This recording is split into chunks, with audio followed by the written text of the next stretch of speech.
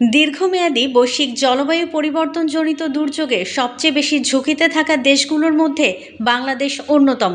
এই তালিকায় বাংলাদেশের অবস্থান সপ্তম। দেশের পরিবেশবিদরা বলছেন, জলবায়ু পরিবর্তনের বিপদ বাংলাদেশে দিন দিন তীব্রতর হচ্ছে। ক্রমেই জলবায়ু পরিস্থিতি উষ্ণ হচ্ছে। সব ঋতুতেই তাপমাত্রা আগের চেয়ে বাড়ছে। এর প্রভাব কৃষি এবং জীববৈচিত্র্যের ওপর পড়ছে। গত ২ সপ্তাহ ধরে তাপ প্রবাহে ওষ্ঠাগত প্রাণ প্রকৃতি। বর্তমানে ৪১ থেকে ৪২ ডিগ্রিতে ওঠানামা করছে তাপমাত্রার পারদ।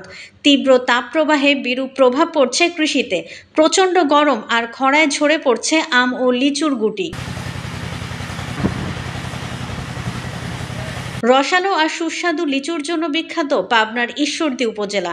এবছর প্রচুর মুকুল দেখে বাম্পার ফলনের স্বপ্ন দেখেন চাষিরা।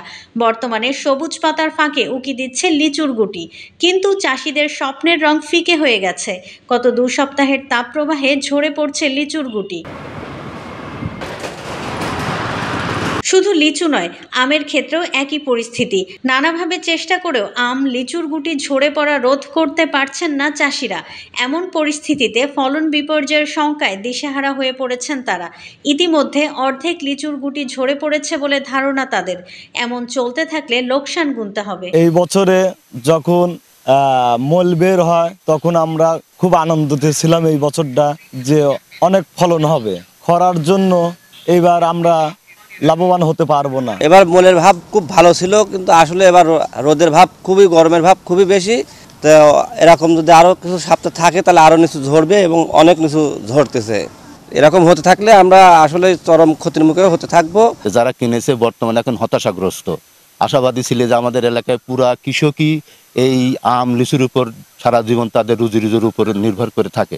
আমরা প্রচুর পরিমাণে ট্রিটমেন্ট করতেছি, কিন্তু কিছুতেই কিছু হচ্ছে না। যে মুকুল আসছিল তাতে মনে করেন যে 60% এখন ফল আমাদের কাছে দেখা যাচ্ছে। এদিকে আম লিচুর গুটি ঝরে পড়া রোধে মাঠ পর্যায়ের কৃষি কর্মকর্তাদের পাশে পাচ্ছেন না বলে অভিযোগ চাষিদের। আম লিচু বর্তমানে গাছে কালি ধরার কারণে এই আম লিচু ফলগুলি শোপনের ধ্বংসের দিকে লক্ষণ।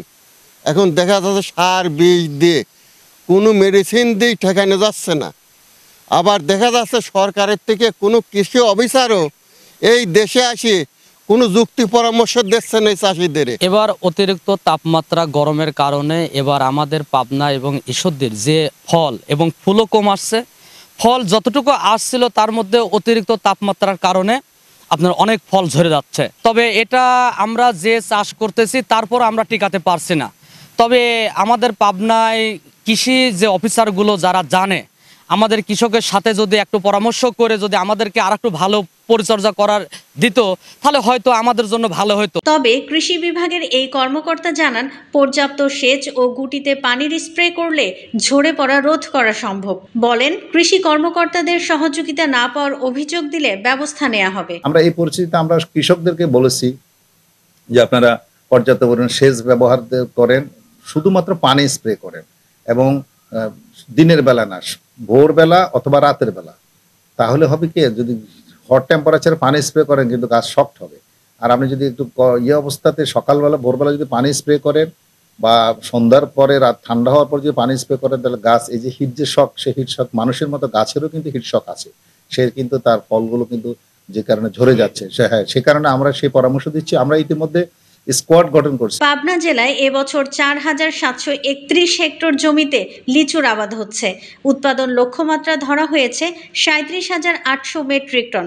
আর ২,৭৩০ হেক্টর জমিতে আম আবাদের বিপরীতে উৎপাদন লক্ষ্যমাত্রা রয়েছে ৪৩,৬০০ মেট্রিক টন।